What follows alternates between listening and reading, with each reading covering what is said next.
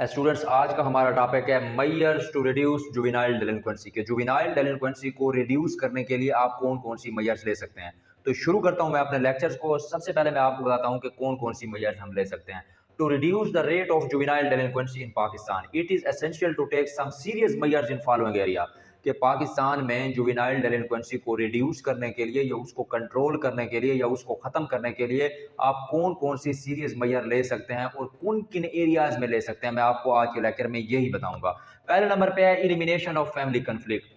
तो फैमिली के अंदर, घर में जो आपके पेरेंट्स के दरमियान कन्फ्लिक्ट है या फ्रीक्वेंटली उनके दरमियान लड़ाई झगड़ा रहता है, तो वो या फिर आपके इल्डर सिबलिंग्स में या फिर बहन भाइयों में कोई कन्फ्लिक्ट रहता है कंटिन्यूसली, तो ये एक काज है जुवेनाइल डेलिंक्वेंसी की, ये खत्म होनी चाहिए। दूसरे नंबर पे state should provide job opportunity to youth. Unemployment जो है वो भी जुवेनाइल डेलिंक्वेंसी की एक वजह है। अनएम्प्लॉयमेंट जो होता है, बंदा चूंकि उसको अपॉर्चुनिटी स्टेट की तरफ से नहीं मिल रही होती है एम्प्लॉयमेंट की या जॉब की, तो इस वजह से वो क्रिमिनल या क्राइम एक्टिविटी में थोड़ा सा आसानी से शामिल हो जाता है। तो state should provide job opportunity. तीसरे नंबर पे state should ensure in time justice. जब समाज में इनजस्टिस होगा, एक इंडिविजुअल के साथ ज्यादती होने के बावजूद उसको कोर्ट से, अदालतों से, थाना कचहरी से इंसाफ नहीं मिलेगा, तो वो इंडिविजुअल जिसके साथ पहले ज्यादती हुई है उसको इंसाफ नहीं मिल रहा, तो वो भी बुराई में या इलीगल एक्टिविटी में इन्वॉल्व हो जाएगा। तीसरे नंबर पे जो है, उसके अगले नंबर पे जो है state should ensure strict implementation of law. इंसाफ जो है या इनजस्टिस जो है समाज में वो क्यों नहीं मिलता, ड्यू टू क्योंकि उसकी वजह होती है कि इम्प्लीमेंटेशन ऑफ लॉ जो है उसमें स्ट्रिक्टनेस नहीं होती। तो स्ट्रिक्ट इम्प्लीमेंटेशन ऑफ लॉ को इंश्योर करने से जुवेनाइल डेलिंक्वेंसी में कमी आ सकती है।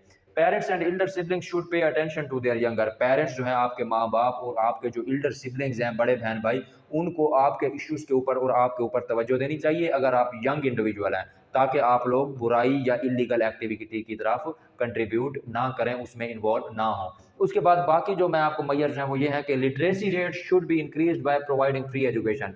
कि इलिटरेसी जो है ये भी एक काज है जुवेनाइल डेलिंक्वेंसी। जैसा मैंने आपको काजेज ऑफ जुवेनाइल डेलिंक्वेंसी में इन सारे पॉइंट्स को डिटेल से डिस्कस किया है। तो फ्री एजुकेशन प्रोवाइड करने से लोग तालीम याफ्ता होंगे, उनकी सेंस जो है, समझ जो है वो बेहतर होगी, जिसकी वजह से जुवेनाइल डेलिंक्वेंसी का रेट जो है वो ड्रॉप होगा।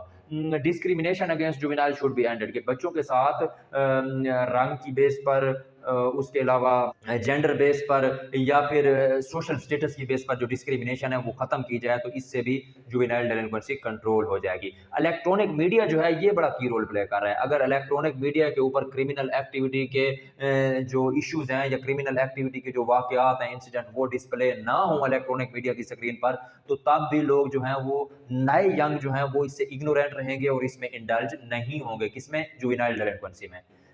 उसके बाद अगली जो है जी, एस्टेब्लिशिंग ऑर्फेनेज होम। कि जो वो बच्चे जिनके पेरेंट्स नहीं हैं या जिनके पेरेंट्स की डेथ हो गई है, वो लावारिस बच्चे, उनकी रिस्पॉन्सिबिलिटी जो है वो स्टेट ले। State should take responsibility of the children those who does not have proper home. For this purpose state need to build the orphanage home।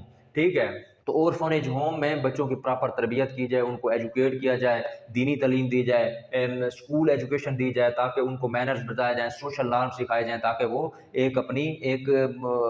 अपना रिस्पेक्टेबल सिटीजन बन सकें। Providing religious education. Religious education plays a key role in to mould the behaviour and personality of individual, because many religious force individual to not indulge in any criminal और illegal activity. के religious education जो है ये भी juvenile डेलिंक्वेंसी को reduce करने में की रोल प्ले करेगी। Disorder should be ended between siblings या बहन भाइयों के दरमियान जो डिसऑर्डर है उसको एंड करने से भी आप जुवेनाइल डेलिंक्वेंसी को रिड्यूस कर सकते हैं। Formulation of appropriate law. कि स्टेट में वो मामला जिनके अभी कानून नहीं है उनके अप्रोप्रिएट लॉ बनने चाहिए। Avoiding from criminal peers. कि आप जो है अपना एक ग्रुप बना रहे हैं साथियों का, दोस्तों का, जिसमें आप अपने रिफ्रेशमेंट का टाइम या अपने फ्रेश होने के लिए टाइम या अपना स्पेयर टाइम स्पेंड करेंगे, उसको स्पेंड करने के लिए जो आप ग्रुप बना रहे हैं, ग्रुप बनाने से पहले और उसको उसमें शामिल होने से पहले ये इंश्योर कर लें कि मेरा 10 बंदों का ग्रुप है, उसमें कहीं कोई क्रिमिनल तो नहीं है। अगर कोई क्रिमिनल या कोई इलीगल एक्टिविटी या बिहेवियर वाले लोग हैं, तो उस ग्रुप से आप टोटली अवॉइड करें। स्ट्रिक्ट इंप्लीमेंटेशन ऑफ लॉ, ये मैंने आपके साथ पहले डिस्कस कर दिया। तो स्टूडेंट्स, ये था मेरा आज का लेक्चर, जिसमें मैंने आपके साथ कोई 15 से 20 पॉइंट डिस्कस किए हैं मेजर्स टू रिड्यूस जुवेनाइल डेलिंक्वेंसी। तो मिलते हैं अगले लेक्चर में, तब तक के लिए इजाजत चाहूंगा। Thank you.